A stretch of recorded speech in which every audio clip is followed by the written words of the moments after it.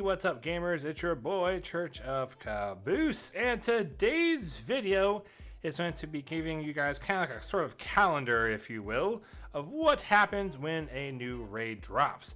The point of this video is going to be to help lay out for folks that are wanting to get into raids, especially if they're using LFG as their main source of finding groups, what they should do and when, so that way, for the sake of ease, they have an easier time accomplishing what they're wanting to accomplish. So this sounds like something that could be helpful for you. Make sure you watch the whole thing. Let me know down below what was helpful, as well as like the video and subscribe. These are all based off my own experience over the last several years. I've kind of noticed this is what works really well for me, and so far I haven't had a time where I'm like, oh, this didn't work. So hopefully this helps you guys out. I mostly run with LFG groups, not because I necessarily couldn't run with consistent raid groups. It's just between all the different discords and things, I don't really have consistent groups where I can be like, hey, we're gonna run with these same 4 or 5 people every time. And I just use LFG for the most part, because with what I have learned, it works pretty well for me. So I thought I should share that with you guys, because I have friends that will express things like, hey, by certain points of like raid life cycles, like I need so many clears that people won't take me into their groups. This is getting really frustrating. Or the groups they can get because they feel like what they're allowed to look for due to their own raid history, they just have a hard time. So the whole point of this video is try to help you guys to figure out what to do when in order to have an easier go of it. So like that is the whole point of this thing. If you're not familiar with what raids are end game content. They're usually for 6 players, although some folks will do them in less than that as for like extra challenge. And usually the weapons and the armor are some of the coolest looking stuff in the game at that point, and sometimes some of the best weapons and armor. Like right now, a lot of the raid weapons are really strong, like Insidious, the pulse rifle, the grenade launcher, Forbearance, or like Deliverance, the fusion rifle. It's the only legendary fusion rifle that goes in the primary kinetic weapon slot. So there's a lot of stuff to really try and go for in this raid, and then every raid will usually have stuff. So yes, this is going to be looking at the point of Vow of the Disciple. However, this should apply for any raid that comes up in the future, in the history of Destiny, because that's how it's all worked for me so far.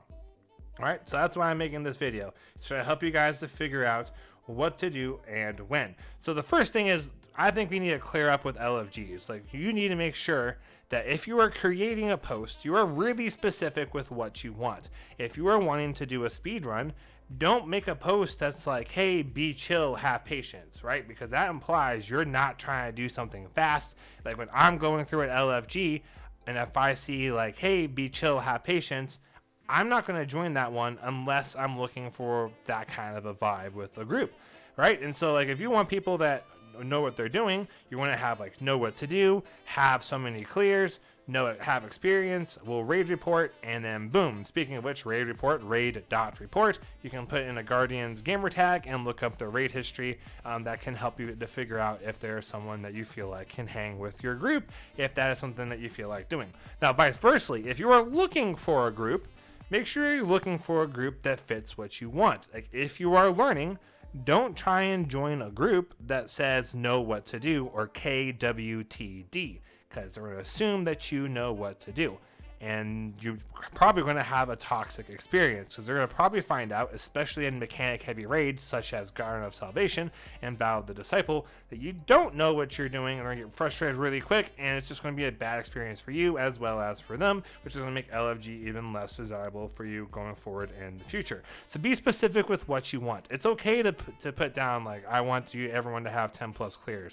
If you're trying to do all the triumphs, put down like doing a triumph run, that kind of thing. Be specific in your LFGs, and when you're looking for an LFG, be intentional about the ones you respond to. Like if I want to help teach, I will look for posts that say, hey, teaching 1. If I want to speed run it, I'll look for groups that say stuff like fast runs, know what to do, have experience, number of clears. And I also kind of like to challenge myself a little bit. Sometimes I'll join groups where the LFG sounds really toxic, like know what to do or be kicked, cause 1 wipe and you get kicked, that kind of a thing. I don't necessarily recommend that for everyone. It's just something I like challenging myself with. And so if you hit a point with the raid and you kind of want to challenge yourself, there's something that you could do with that if you want. All right, so now we got LFGs out of the way. What happens with like the life cycle of a raid? Like, this is going to be from like day 1 going forward. All right, so day one, personally, I really think everyone should try and do day one because it is a great experience. Like when you go back into that raid, people that have done day one will almost always be like, man, this is so much easier than day one. Or if they're with friends, like, remember when we were stuck here, stuff like that. It just builds a lot of memories. The other big advantage of doing day one is anytime you do the raid after that, is it feels way easier, even if you don't actually clear an encounter, right? Say you did day one for Battle of the Disciple and you only got to the first encounter and you were not able to beat it. My fire team and I, we got to Caretaker, the second encounter. So whenever we are on the first encounter, it's not uncommon for those guys to be like, man, this is so much easier. And I hear that all the time. And I feel like that just helps to make for a better raid experience because it's not as hard as it could have been. Right, so it kind of throws off your perspective a little bit into the sake of difficulty, because some people will get into their heads, oh, raids are super duper duper hard, and I think it just kind of adds to the stress. So if you try day one, it takes away from that stress a little bit. Okay, so on day one, the approach is up to you. When people are making posts and stuff like that, they might get really specific. Like if a team's trying to be like, hey, we're going to get it clear, they might require people that have done 3-person raids, stuff like that. So if you're making a team, be however you want to be, right? Like no one knows what's going to happen. No one knows how to beat encounters yet. It's brand new with the exception to like Vault of Glass or any other Destiny 1 raids that come back reprised. But no one else knows really what to do. So you don't necessarily have to know anything. You just hop on in and just give it your best shot. Just whatever you feel like you want to have for your team, just go for that. Also, you could go on Reddit and use raid secrets to figure out encounters as people beat them.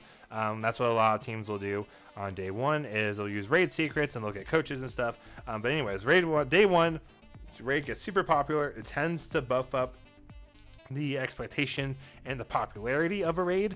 It gives a lot of big noise to it, and more people tend to want to do it. All right, so after day one, we got day two, and this is what I call the casual day one, right? Because the contest mode is off, unless it's, this past one where they had contests for 2 days.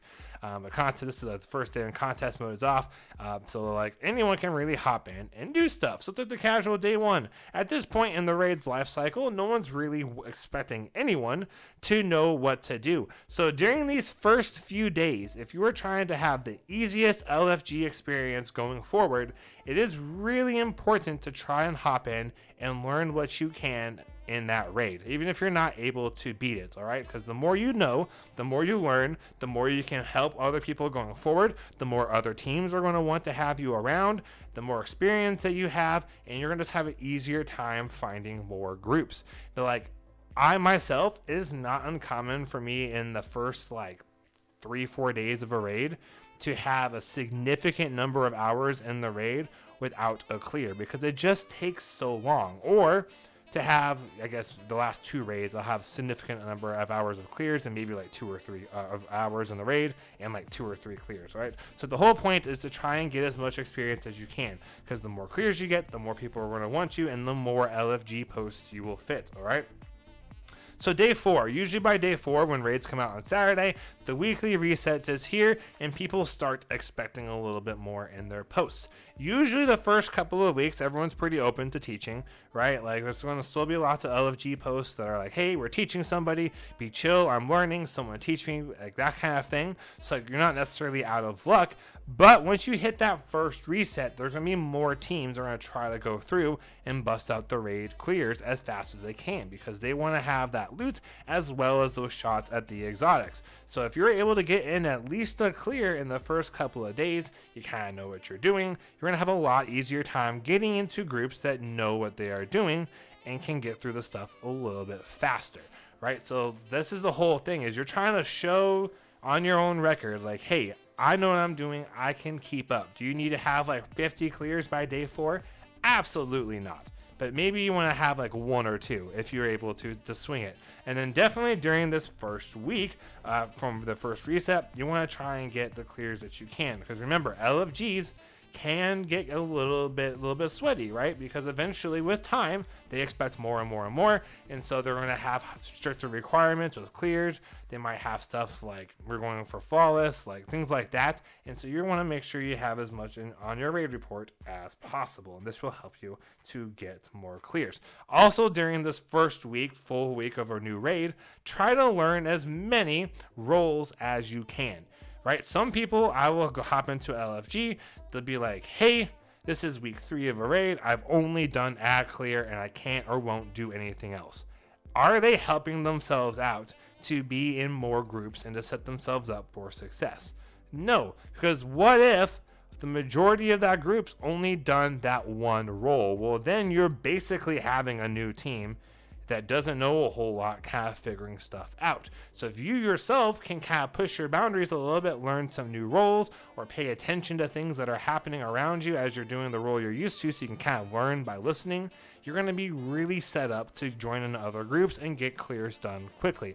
Like, my personal opinion is that third encounter, you know that group is going to be great when it's the third encounter of Vow, when no one cares what relic they pick up. If people are like, we'll just chaos it, meaning they're not going to lay out, hey, I'm getting this relic on this room. You're like, screw it, we all know what we're doing, like, who cares, just grab it if you can, and we're just going to bounce. Like, that was when I'm like, yes, this is a raid group that really, really knows what they are doing, and I think that's something you should strive for in your own raiding, is where it's going to be, hey, it doesn't matter to me what role I pick. I can kind of do all of them, or at least most of those different roles in each of the encounters, and it will be fine. All right, so that's kind of like the first week. All right, as time goes on, LFGs are going to expect more. Things are going to get a little bit more toxic, which leads us into week 2. Now, in the life cycle of week 2 of a raid, posts get a little bit more sweaty. They start having things like, hey, we're in a raid report, know what to do or kick, not teaching, fast runs, things like that. When you are in a new raid, one of the things that can get old pretty quick is teaching every single run, right? Now, that's not to say that there aren't people that love teaching every single run. We're looking at my experience with LFG, right? And we're trying to set ourselves up for success within this LFG, at least how I've experienced it. So if you are able to not be taught by week 2, you should be golden for getting into groups. Of course, there's going to be groups that are still teaching. There's fantastic people in the community like Vertigo Vixen. Like, that's all their crew does, is they teach people year round, and it's fantastic.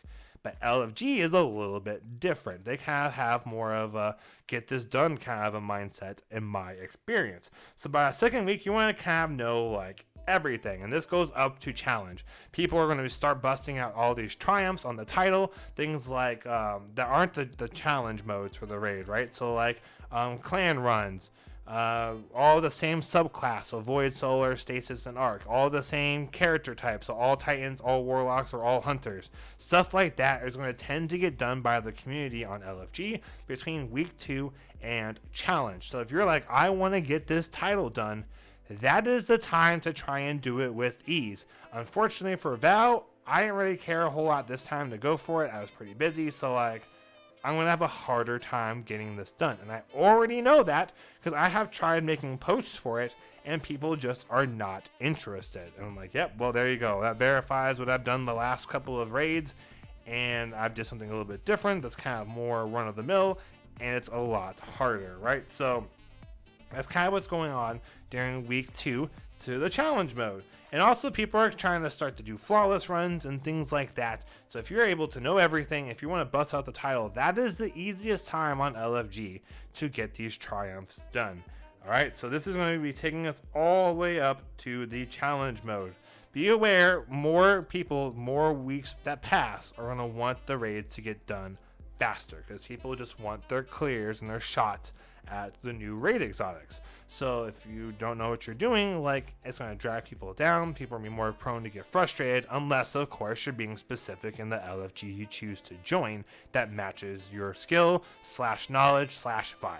All right, so if you want it to be chill, join one that's chill, and you guys will probably have a great time. Want to be fast? Join one that says we're doing this fast, and it should be just fine. All right, now once challenge modes have come out, usually the groups that tend to get these done with the most ease, in my experience, tend to do them on Tuesdays and Wednesdays. Why? Well, usually the hardcore raider people tend to be pretty into all the content. And so when there's things like Trials of Osiris on the weekend, well, they aren't going to be raiding on the weekend, so they're going to probably try and crank it out early. Also, a lot of people kind of are like me and just want to get their 3 shots at the raid exotic and then just spend the next week crying on the inside until they get their 3 shots again, and just repeat that cycle 100 times until they finally get the raid exotic. So people kind of want to bust those clears out early, and depending on what's going on in the weeks in Destiny, like Iron Banner, I would have much rather spent more time on Iron Banner, but since it was the second week of the raid, I hardly did any. Alright, so people tend to want to get their stuff done earlier, usually Tuesday and Wednesday, and this will apply throughout the whole raid life cycle. In general, the raid week calendar for LFG, I always have the easiest times accomplishing raids when I use LFGs on Tuesdays and Wednesdays. That's just how it is. I don't for sure know why. My theory has to do with Trials of Osiris on the weekends and cranking stuff out. This is just things I have noticed, all right? So when the challenge modes have come out, people are going to really start caring more about clears. And the thing you want to make sure you do with these challenges is get them done the week they come out, especially if you're going after the title. Why? Because if the challenge is actually a challenge, people are way less likely to want to repeat it once they have it done. And people that are serious into raiding and the title tend to get this stuff done the first week that challenge is available. So I would prioritize your gaming time for raids around getting the challenge done on the first 2 days of the week, so Tuesday, Wednesday, so that way you don't have to worry about it again. Exceptions to the challenge are going to be stuff like if it's really easy, like the first encounter challenge for the Vow of the Disciple, pretty easy. Surochi in the Last Wish challenge, hard. That was one that really showed once people had it done, they really did not want to touch it again unless they had a friend that was like, please, please, please, and they caved and helped them out. All right, so that's kind of what goes with the raid challenge. Once those 4 weeks pass, there's 1 challenge per encounter, so Vow of the Disciple has 4 encounters, so 4 weeks. It's less likely for people to want to do those challenges unless they're easy or there's a really good reason to go after more loot. All right, it's just kind of tends to be how it is. It's way easier to do those challenges when they come up. The same thing applies to master raids. When these challenges happen in master raids, because it's coming, I think it's like April 12th or something is when the master raid drops. It's the same deal. So those challenge modes, boom, they're going to be getting popped out that first week, and challenge is even more challenging, so people are less likely to repeat it. All right, so why does all this stuff above front matter? Like, it matters because if you were trying to use LFG, it helps so much to know the ebb and flow of the raid lifecycle. Obviously, the newer the content is for anything, the more people are going to be playing this. Like, there's people right now that are trying to do Last Wish for some reason. I joined a group. They were on Last Wish. They forgot to specify they were on Last Wish. I just assumed it was Vow of the Disciple because, like, why wouldn't she be doing the new raid? And I joined in there, and then I joined them in. They were in Last Wish. I was like, hey, like, are we doing Vow? I'm like, no, like, we're doing Last Wish. Like, oh, well, sorry, guys. And then as I was leaving, one of them goes, damn it, why can't we find anyone to do Last Wish? We've been posting for like 2 hours. And unfortunately, it's because it's an old raid. So the sooner you can get stuff done when something is current, the better your chances are. And if you understand the calendar week, like LFG posts for a raid, tend to be stronger on Tuesdays and Wednesdays, well, then you get your stuff done faster. For example, when the raid is new, this is almost always happens. Raid clears take longer. It's about 6 hours probably for one clear, so I did these over a couple of nights in that first week or so. The last reset from when I'm recording, I got 2 full runs done in under 3 hours. Right? And so, like, people are getting better, groups are expecting more, and so, like, you yourself have to be able to kind of keep up and flow along with it, especially if you're having to rely on LFG for your posts. It is not too late. Like, if there's people that are watching this and are like, dang it, I haven't even hopped into this raid yet, it's been out for almost a month, I must be screwed. Like, no, you're not. Like, I'll try to put an invite for the Tower Discord down below. There are options for things that will help people understand the raid and get better. This is just specific to, like, console LFGs and a little bit with, like, Bungie LFG. I've done mostly with console, though. So, like, this has been my experience for making things really easy. I hope this video kind of helped you guys out with knowing, hey, this is when stuff happens, right? So, like, maybe now you're going to be like, okay, cool. So I've been doing raids like Friday nights. All right, I want to try start doing them on Tuesday nights or Wednesday nights instead. Well, hopefully that helps you guys all out with figuring out this raid. Okay, so obviously as stuff gets older, less people are doing it, and as the content becomes expired, then not as many people are doing it. Like right now, there's people doing Balta Glass, but not nearly as many people are doing Vow. When the next Destiny 1 raid comes out, which I think is Taken King, I guess we'll see what it is for sure.